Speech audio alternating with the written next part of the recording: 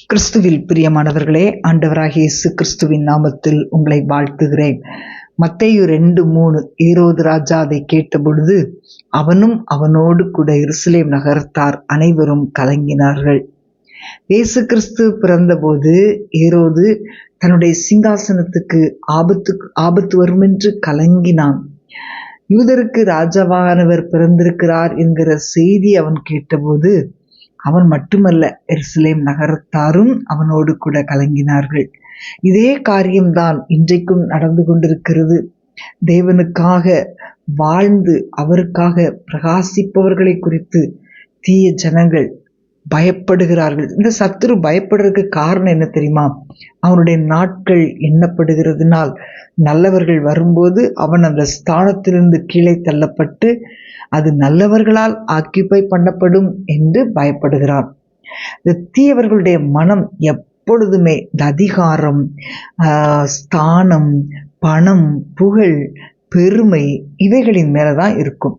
அன்பான தேவனுடைய பிள்ளைகளே, நீங்கள் நல்லவர்களாக இருக்கும்போது இந்த தீய மனிதர்களிடமிருந்து எல்லா பக்கங்களிலும் நிச்சயமாக உங்களுக்கு தொல்லைகள் வரும். ஆனால் நீங்கள் பயப்பட வேண்டாம். ஏனென்றால் ஆண்டவர் உங்களோடு கூட இருக்கிறார். அவர் உங்களை எல்லா தீயவர்களிடமிருந்து பாதுகாப்பார். ஆயிரக்கணக்கான ஏரோதுக்கள் உங்களுக்கு எதிராக வரலாம். ஆனால் ஆண்டவராகிய இயேசு உங்களோடு இருக்கிறபடியினால் யாராலும் உங்களை மேற்கொள்ள முடியாது.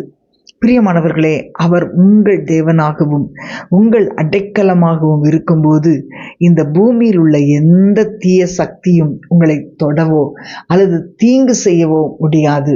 ஏன்? நீங்கள் இயேசுவுக்கு சொந்தமானவர்கள். தீய சக்திக்கு உங்கள் அருகில் வர எந்த ஒரு அதிகாரம் கிடையாது. அப்படி அவன் வந்தால் கர்த்தர் உங்களுக்கு அக்கினி மதிலாயிருந்து அவனை சுட்டரித்து ஒன்றுமில்லாமலாக்கி விடுவார். பிரியமானவர்களே, இன்றைக்கு நீங்கள் திடன் கொள்ளுங்கள். வல்லமையான தேவ தூதர்கள் உங்களுக்காக இருக்கிறார்கள். அன்பின் ஆண்டவரே, ஸ்தோத்திரிக்கிறோம் அப்பா.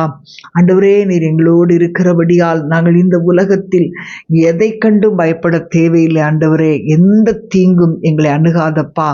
சாத்தான் எங்கள் குடும்பங்களை தொட முடியாது. நீங்க எங்களுக்கு அக்கினி பதிலாயிருந்து எங்களை பாதுகாக்கிறதற்காக உம்மை நன்றியோடு துதிக்கிறோம். ஆண்டவரே, நீர் எங்களோடு இருக்கிறபடியினால் சத்துரு அதை கண்டு ஓடி போகிறானப்பா.